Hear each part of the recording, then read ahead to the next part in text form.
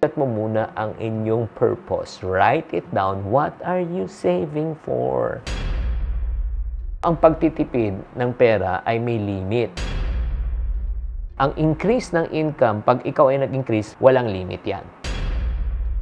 Videos that will make you wealthy and debt-free. Gusto mo bang makaipon ng 60,000 pesos? Nako, walang sikreto. Dito i-reveal ko na sa inyo kung paano ka makapagsimula sa tamang pamamaraan. Hi there, this is Chinky Tan, your pambansang wealth coach. Nako, sa episode na ito, we are going to talk about, and I'm gonna help you on how you can save 60,000 pesos. Alam nyo ba tayo mga Pinoy, kadalasan ng reklamo natin, wala tayong ipon. Kasi nga, mahiliit ang kita, latas ng gastusin, paano pa makakaipon? Alam mo, masyado tayong parang minsan nag-overthink, kaya minsan nahihirapan po tayo. Pero nga sa episode natin na ito, I will teach you the step-by-step guide kung paano ka makakaipon ng 60,000. Kahit di mo abutan yan, basta makapag-umpisa ka. Gusto ko lang sagutin mo itong following questions. Grabe to. The what, the why, the where, and the how. Ulitin ko. The what, the why, the where, and the how. Kumuha ka ng papela at saka ballpens. Isulat mo na ito. First, write the what. Oo. What are you saving for? It's not for you. What are you saving for?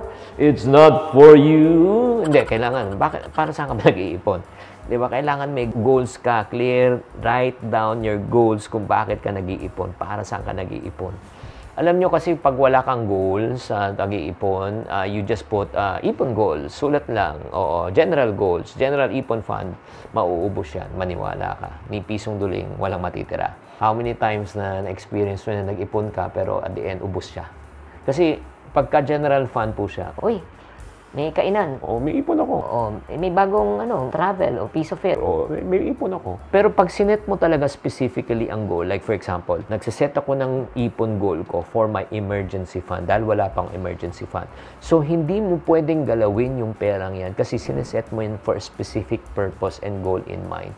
Para ka lang punta ka ng ways, di ba? Naglagay ka ng ways na wala kang destination. Ay, hindi ka makakarating sa iyong panggagalingan. Kaya nga, alamin mo, di ba? Isulat mo muna ang inyong purpose. Write it down. What are you saving for? Ayan. That's number 1. Number 2, why? Why, oh, why, Delilah? My, oh, my, Delilah. Alam mo na paghahataan talaga edad ko, no? Sorry, You got to learn how to ask the question, why are you saving money? Alamin mo yung bakit. Kasi if you know the why part in life, the how part will take care of itself. Why will give you the motivation, di ba? For you to, a reason for you to ipon. Alam mo, bakit ko gusto talaga makaipon ever since I was young? Gusto ko talaga makaipon para magkaroon ako ng puhunan. Gusto ko magkaroon ng puhunan para ako ay makapagnegosyo. Bakit ko gustong magkaroon ng negosyo? Kasi naman para kumita ako ng marami at maging milyonaryo ako. Bakit ulit? Bakit? 2 reasons lang. Number 1, I do not want my children to experience what I've experienced when I was young. Number 2, I do not want my parents to grow old, broke, and poor. Mahirap na maging mahirap. Iba ang tingin sa'yo ng tao pag wala kang pera. Iba pag wala kang ipon. Ang hirap niyan talaga. Lalo na kung nagkaroon ka ng emergency, tapos kailangan may pang-ospital at pupunta ka sa kamag-anak mo. At may mga ibang kamag-anak mo ay poor. Alam niyo ay poor, mata pobre. Wala. Ang daming sasabihin bago ka papahiramin. Di ba? Number 3. Eto na. Where? Saan mo ilalagay ang ipon mo? Ilalagay mo ba sa bangko? Meron ka bang secret na panlagay? Oo. Karamihan po sa aming mga iponaryo, ang ginagamit namin is this ipon box. Dito namin nilalagay. Pansamantala, hindi pang habang buhay. Dito nalagyan po ng barya. Dito naman po ang perang papel. Binibilog namin. Dito na po ang ginagamit namin na 60,000 ipon challenge. Dito ang invisible 20, 50, 100, 200. Diba? Pag nabuo mo yan, may 60,000 ka. Ang kagandahan din dito, may start date, end date. At again, the what, di ba? Para saan ka nag-iipon? Emergency fund. And you can use this 2 times. So, dito naman po ang student edition. Kung mapapansin nyo, wala siyang numero. Para open-ended po siya. So, if you're interested to have this, Nasa link na lang sa comment section below. Okay, so, where? Yan ang tatanong mo. Saan mo ilalagay? Pero, bago tayo magpatuloy, babatiin muna natin si Mark John Moralia, Arnel Adan, single, at si Grow 1718. Uy guys, bago tayo magpatuloy, are you learning? Pakitype lang yung word na learning. Grabe. And last is the how part. How? So, ito na po, bibigyan ko po kayo ng ideas kung paano talaga tayo makakaipon ng mabilis. Number 1, embrace side hustle. Ito lang po as much as we want to manage, magtipid tayo ng pera.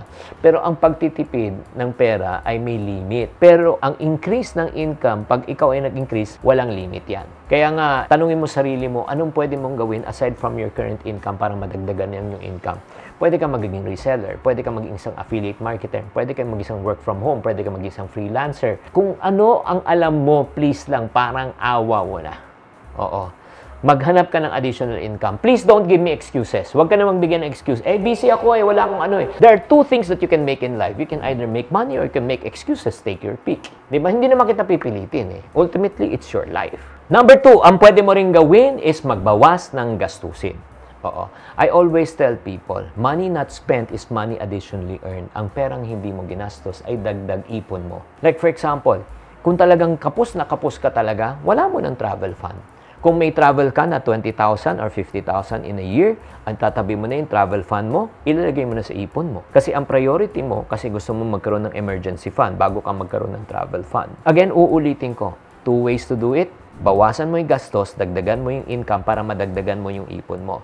Pag binawasan mo yung gastos mo, fine, okay, may limit siya.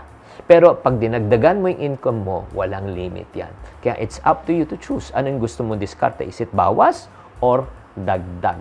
Pag nadagdagan ng income mo, ngayon, alam mo na sa mo ilalagay. Number 2, alam mo na yung dahilan mo kung bakit ka nag-iipon. And number 3, alam mo na ang diskarte mo kung paano ka mag-ipon ng mabilis. So right now, as I end this session, tatanungin ko po sa inyo, sulat mo na ang what mo para saan ka nag-iipon. Sulat mo. Number 2, why? Bakit ka nag-iipon? Para saan ka ba bumabangon? Number 3, saan mo ilalagay ang ipon mo? Pang-4, ano ang diskarte mo para ikaw ay makaipon ng 60,000 bago matapos ang taon. Sana naman naliwanagan ka sa session natin na ito. Kung gusto mo pang malaman, syempre, kung paano ka makakaipon pa more, syempre naman don't forget to subscribe in this channel. Kung nagustuhan mo itong content na ito, please do me a favor. I-share po natin tong video na ito sa mas marami pang tao para mas marami pa pong makinabang. Tatandaan, tamang karunungan, tamang disiplina po ang susi sa pagyaman.